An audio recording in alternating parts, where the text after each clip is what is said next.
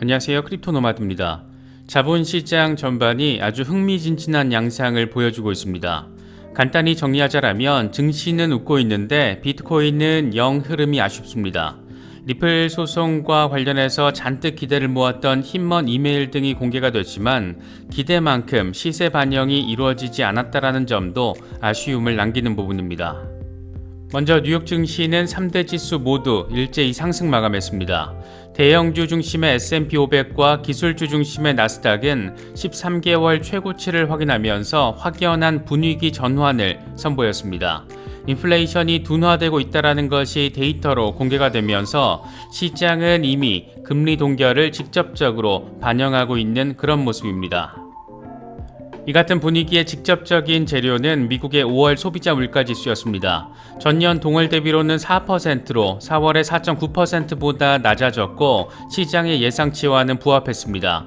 전월 대비로는 0.1%가 올랐지만 4월의 0.4% 상승과 비교했을 때 대폭 둔화된 상황으로 확인이 됐습니다. 근원 CPI가 조금 뛰긴 했지만 이게 시장의 예상치와 부합하면서 금리 동결 기대감을 키우고 있습니다. CME 금리 선물 시장에서는 금리 동결 가능성이 90%를 돌파한 상황입니다. 리플 소송과 관련해서는 이른바 힘먼 스피치 이메일 등 SEC 내부 문건이 전격적으로 공개됐습니다. 내용 자체만 놓고 보면 꽤나 충격적입니다. 이더리움을 비증권으로 만들기 위한 윌리엄 힘먼의 노력이 상당히 인상적이었고 이 과정에서 SEC 내부 핵심 관계자들의 개입도 적극적이었던 것으로 확인됐습니다. 규제 기준도 없고 법을 어기려는 고위 관계자를 막을 방법도 없는 그런 범죄 양산 가능 기관, 이게 바로 미국의 SEC라는 점, 왜 갠슬러가 지 멋대로 저렇게 미친 척 완전 미친 개처럼 날뛰고 있는지 조금은 더 선명해진 것 같습니다. 그렇게 기대하던 SEC 내부 문서들이 세상에 공개됐지만 리플 XRP가 폭등하는 듯 하다가 다시 상승분을 죄다 반납한 것은 상당히 아쉽게 느껴지는 부분입니다. 이와 관련해서는 힘먼 스피치가 던지는 메시지의 본질에 대해서 생각을 해볼 필요가 있는데 힘먼 스피치를 통해서 미국 SEC가 엉망진창이라는 점은 꽤 분명하게 드러났지만 정작 글로벌 XRP 홀더들에게 있어서 가장 중요한 부분, XRP는 비증권, 이런 부분에 대한 논리 확인으로는 이어지지 못했습니다. 다시 말해서 이더리움도 증권이어야 했다, 이런 부분이 확인이 된 것에 더 가깝다 보니까 실질적으로 리플 소송에 더 강력한 도움을 줄 만한 핵심 재료로서 그 확장성을 보여주지 못한 것으로도 바라볼 수 있을 것 같습니다. 크립토 커스터디 이슈는 참 어려운 부분으로 느껴집니다. 최근 하루인베스트가 입출금 중단을 발표하면서 러그풀 논란이 일기도 했습니다. 물론 하루인베스트 측은 위탁 운영사의 허위 정보 제공으로 인한 문제이고 러그풀이 아니라는 점, 이런 입장을 공식적으로 밝히기도 했습니다. 높은 이자율을 기대해서 특정 업체에 맡기자니 불안감이 생길 법한 상황이 잊을만 하면 한 번씩 벌어지고, 그렇다라고 중앙화 거래소에 두자니 FTX 사태 같은 일이 또 벌어질까, 이게 또 걱정이 되고, 그래서 최근 들어서 셀프 커스터디나 이 탈중앙화 거래소에 대한 관심이 커진 것은 어쩌면 당연한 것인지도 모르겠습니다.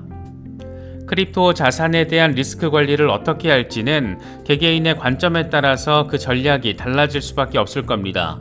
개인적으로는 그래도 일부 물량은 내가 직접 내 금고에 보관하면서 리스크를 분산 관리하는 게 조금은 더 속편한 방식이 아닌가 생각하고 있습니다. 그래서 저는 디센트 월렛의 일부를 보관하고 있는데, 콜드 월렛에 관심이 있으신 분들은 저희 채널과 파트너십을 맺고 있는 디센트 월렛을 특별 할인 가격에 구매하실 수 있습니다. 특정 거래소나 코인 이체 등과 관련해서는 디센트 고객센터를 통해서 확인하실 수 있습니다. 간혹 콜드 월렛은 100% 안전하냐, 이런 질문을 하시는 경우가 있는데, 미국의 은행들도 하루아침에 파산하는 시대에 어떤 투자 영역과 관련해서 100% 안전성을 기대하는 것은 지나친 욕심이 아닐까 생각되기도 합니다. 자산 관리를 고민하시는 분들이라면 이 콜드 월렛이든 탈중앙화 거래소가 됐든 아니면 다른 뭐가 됐든 충분히 공부하시고 리스크 분산 관리 차원에서 판단하시면 좋을 것 같습니다. 그럼 이번 영상 시작하겠습니다.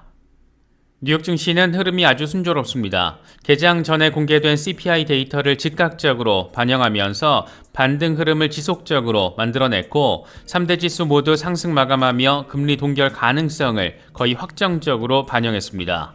S&P 500과 나스닥은 13개월 최고치를 찍으면서 새로운 강세장 진입에 대한 기대감을 키웠습니다. 지긋지긋한 인플레이션 상황은 속도는 느리지만 그래도 둔화세가 확인됐습니다. 5월 미국의 소비자 물가지수는 전월 대비로는 0.1%가 올라서 4월의 0.4%보다 완화된 상황을 확인했습니다. 전년 대비로는 4%가 나와주면서 전달의 4.9%나 시장의 예측치 4.1%와 비교를 해도 낮은 수준을 확인했습니다. 근원 CPI의 경우에도 전월 대비 0.4%로 석 달째 같은 수준을 유지했고 전년 대비로는 5.3%를 기록하면서 2021년 11월 이후 최저 수준으로 빠진 모습을 확인해줬습니다. 그동안 금리 동결을 백업해줄 만한 데이터를 기다리고 있었던 연준의 입장에서는 반갑게 느껴질 수 있는 부분이고 그래서 6월 FOMC에서는 일단 한번 쉬어가고 올리더라도 하반기에 올리자 이런 분위기로 정리가 되는 매파적 동결 가능성 점쳐지고 있습니다. 금리 선물 시장만 봐도 금리 동결 기대감이 90%를 넘겨버렸는데 그만큼 시장에서는 금리 동결을 거의 확정적으로 소화하고 있는 겁니다. 물론 이게 바라보기에 따라서 관점이 달라질 수 있는 상황이기도 한데 인플레이션이 정점 대비 50% 빠진 것으로 표현할 수도 있지만 연준의 목표치 2%와 비교했을 때 여전히 2배 이상이다 이렇게 받아들일 수도 있기 때문입니다. 그렇기 때문에 금리 동결 결정이 내려지더라도 제롬 파월 의장의 멘트가 중요해질 수밖에 없는데 매파적 동결에서 이 매파적인 수위가 어느 정도일지에 따라서 시장의 변동성, 그 범위, 그 폭을 결정할 것으로 예상해 볼 수 있는 그런 상황입니다.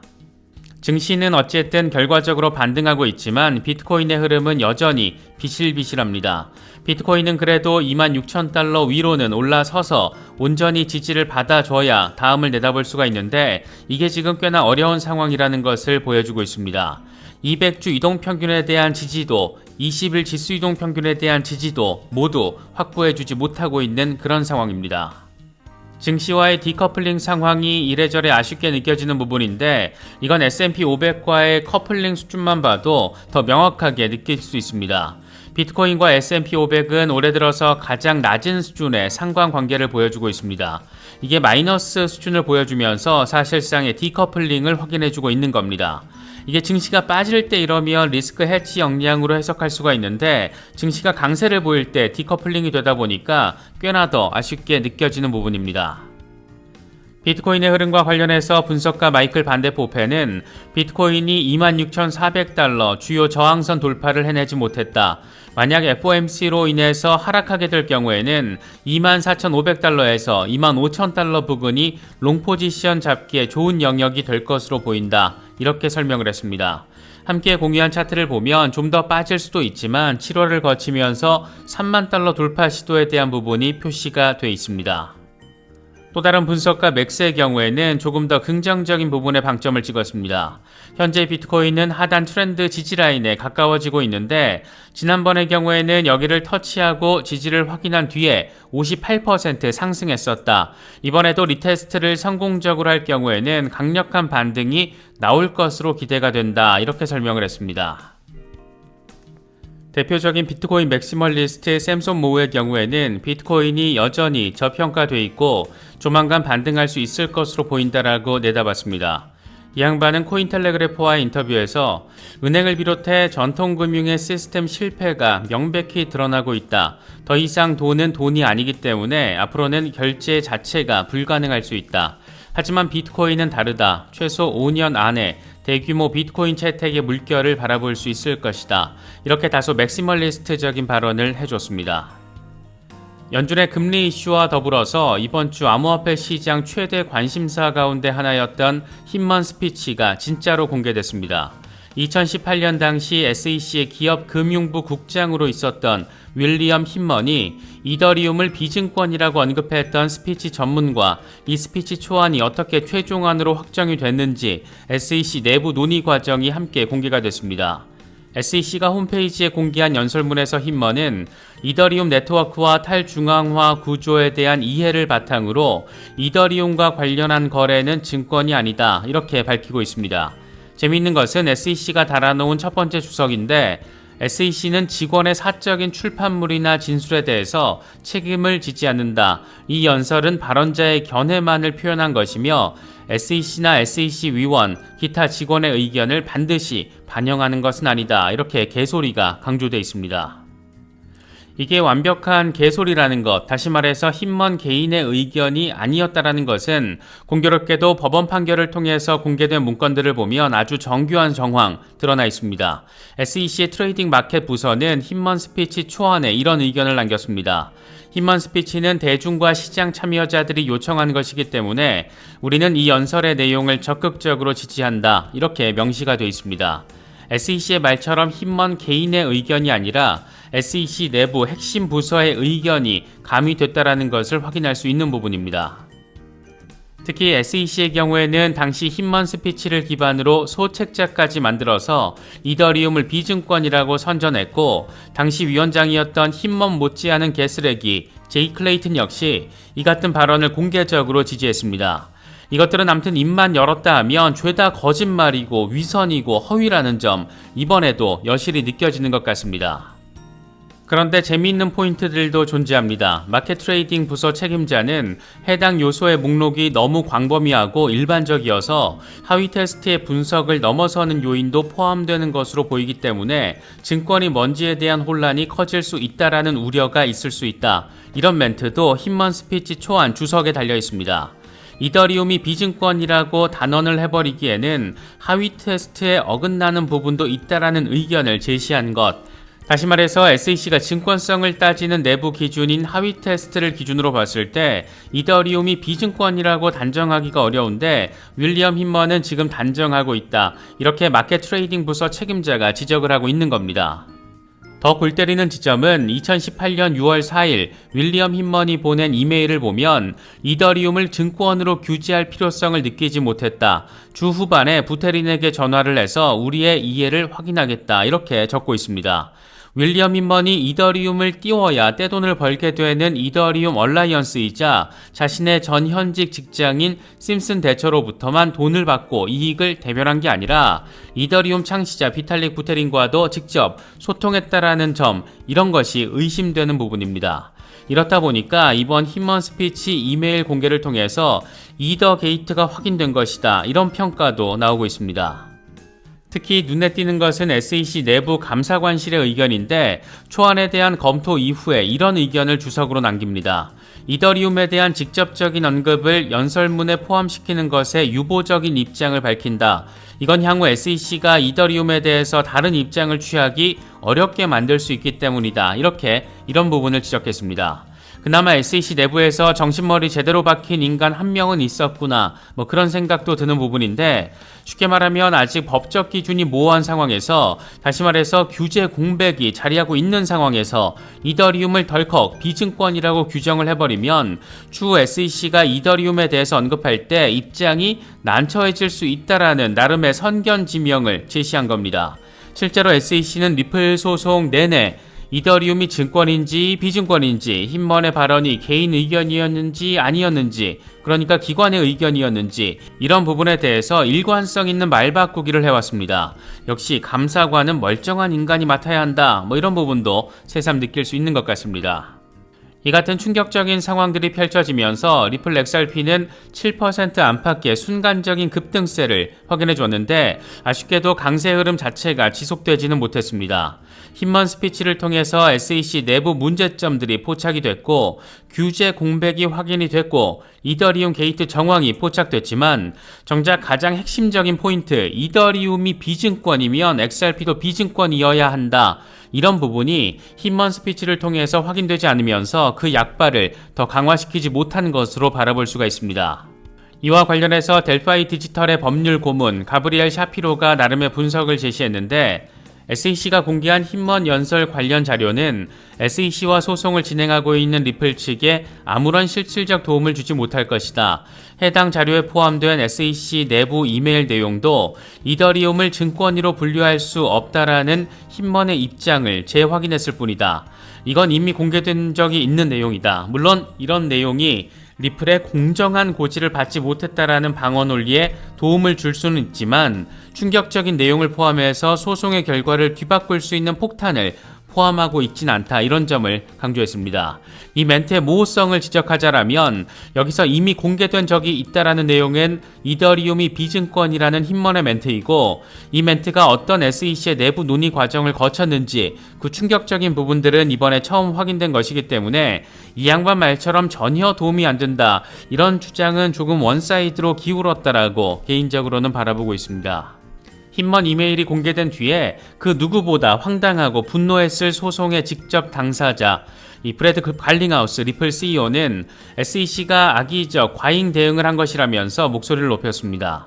힘먼 연설 이후에 SEC가 규제 명확성이 부족했다라는 것을 사실상 무기화해온 내용을 보면 그들이 악의적이라고 볼 수밖에 없다. 소속 직원이 고의로 혼란을 야기했는데도 SEC가 미등록 증권 판매 혐의로 나와 크리스 라슨까지 개인적으로 고소한 것은 개탄스럽고 정치적인 동기를 가진 것이고 과잉 대응을 한 것이다, 이렇게 SEC를 강하게 비판했습니다.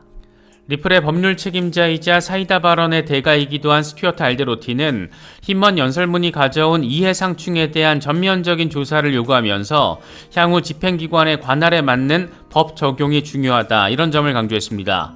법적 기준도 마음대로 어겨가면서 이 내부 지적도 무시해가면서 결정된 것들에 대해 SEC의 전면적인 조사가 이루어져야 한다라는 점 강조하고 있는 것이고, SEC가 전면적인 조사를 제대로 할 가능성이 그렇게 높지 않을 거라는 기대감도 우리에게는 깔려있기 때문에 어쩌면 이런 부분은 인파워 오버사이트 같은 시민단체 등을 통해서 좀 더 전면적인 하나의 이슈로 확장될 가능성, 그런 부분을 생각해 볼 수 있을 것 같습니다. 이 같은 상황에서 리플랩스가 SEC와의 소송 관련 서류를 제출하면서 SEC의 약식 판결 요청을 반대한다라는 입장을 밝혀서 이 또한 주목도를 높이고 있습니다. 리플랩스는 약식 판결을 요구하는 SEC의 주장에는 많은 모순이 있다, XRP가 증권이라는 점을 입증하지 못했다, 이런 점을 강조했습니다. XRP가 증권이라는 주장에 대해서 명백한 입증 내지는 확증이 없이는 약식 판결이 내려져서는 안 된다라는 점을 법원에다가 강조를 한 것인데, 이게 지금 약식 재판을 내려서는 안 된다, 다시 말해서 SEC의 기소 자체를 기각해야 된다, 이런 부분을 강조하고 있는 것인지는 명확하지가 않습니다. 이게 어떤 의미와 전략을 가진 것인지에 대해서는 좀 더 진행되는 상황을 지켜보면 상황을 명확하게 바라볼 수 있을 것 같습니다.